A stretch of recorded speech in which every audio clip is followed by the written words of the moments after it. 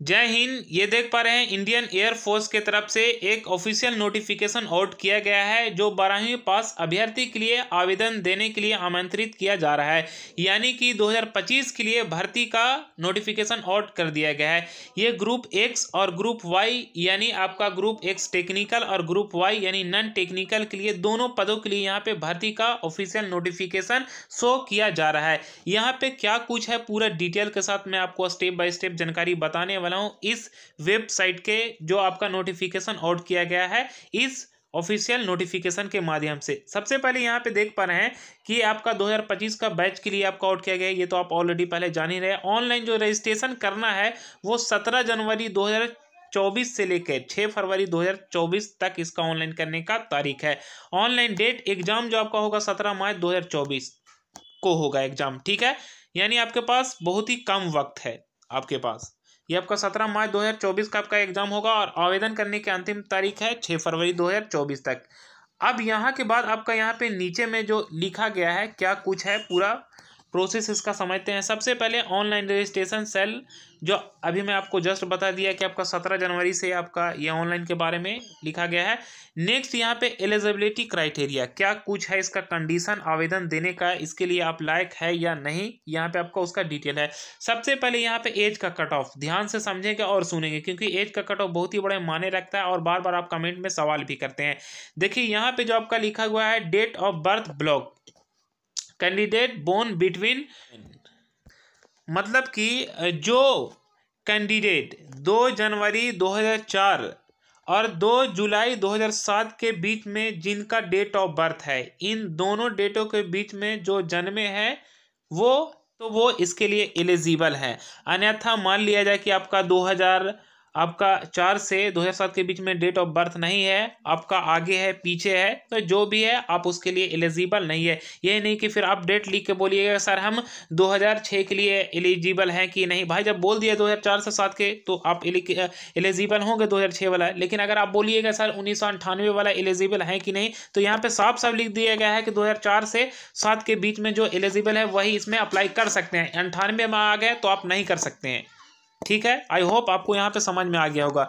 Next मैं आपको बता दूं कि यहाँ पे अपर एज लिमिट मतलब कहने का मतलब है कि 2007 से मतलब मैक्सिमम 21 एज हो जाएगा।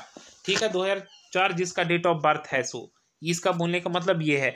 दूसरा मैं आपको बता दूं कि यहाँ पे मैरिटल स्टेटस एंड प्रेगनेंसी मतलब जो कैंडिडेट अनमैरिड है अविवाहित है वही इसमें अप्लाई कर सकते हैं, आप जानते भी है।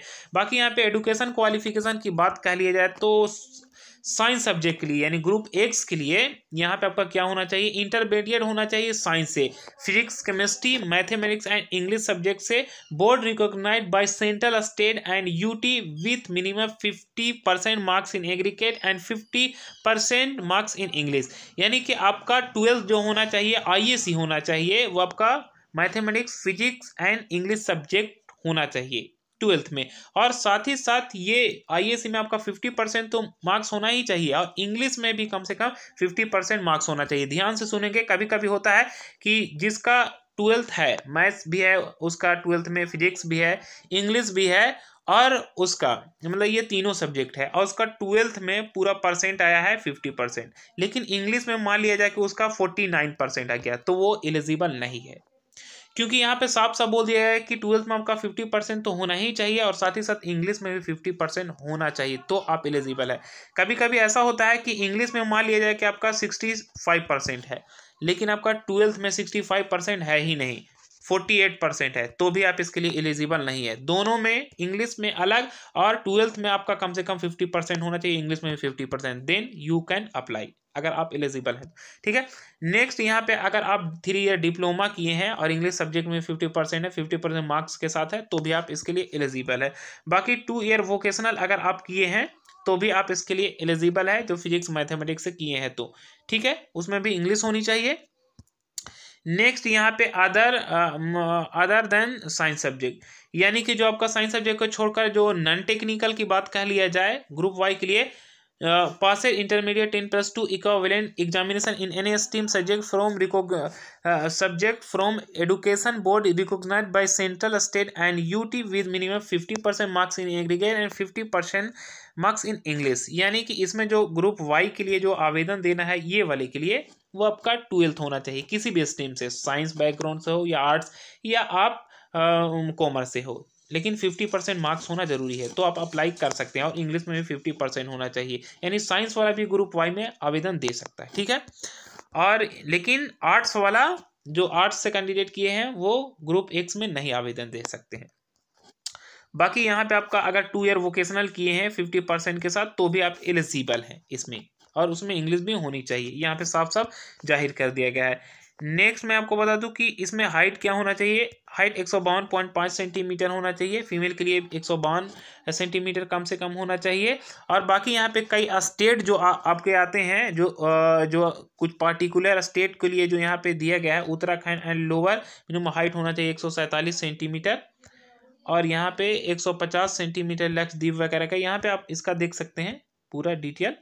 बाकी जो एवरेज है वो हाइट में आपको बता दिया। वेट आपका होना चाहिए कद और आयु का अनुपात के हिसाब से आपका वजन होना चाहिए, यहाँ पे लिखा गया।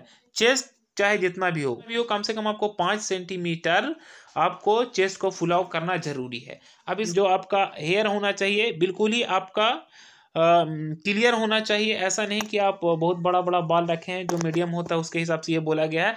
बाकी डेंटल जो आपका दांत होना चाहिए, दांत आपका 14 डेंटल पॉइंट्स होना चाहिए, यानी कि आपका जो 14 जो दांत होता है वो आपका सही होना चाहिए। Should have healthy gums good the teeth and minimum 40 dental point, यानी अच्छा आपका दांत होना चाहिए। ये नहीं कि आगे पीछे ऊपर नीचे जो होता है दांत वैसा नहीं होना चाहिए यहाँ पे। बाकी यहाँ पे विजुअल स्टैंडर्ड बोला गया है कि 6/8 आई या 6 पे करेक्टेबल टू 6/6 इंच आई होना चाहिए और 6/12 होना चाहिए, ये आप समझ सकते हैं, ठीक है।